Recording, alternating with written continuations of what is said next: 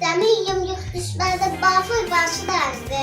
Düşmende kabaklar dayım kabilmezdi. Güzel zafer yaşattı iki doğru yayımın. Kalbi inanayım minnettarı kalmaz.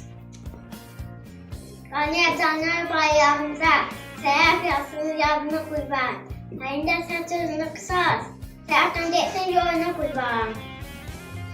Zafer haberi geldi. Noyabr'ın sesiyle.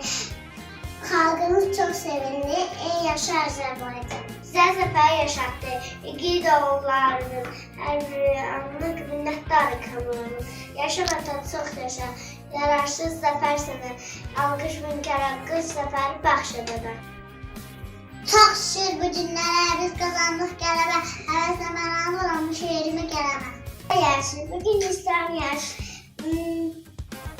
Sevişler daha karşı.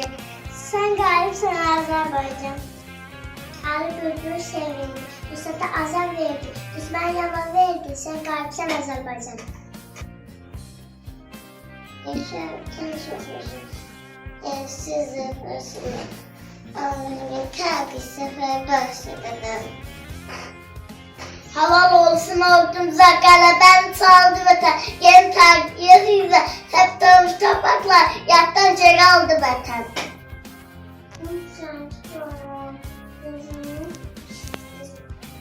Azattık yakında lan dışarıda derman koşma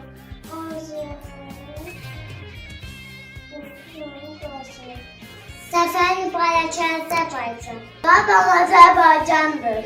Zaferin mübarek.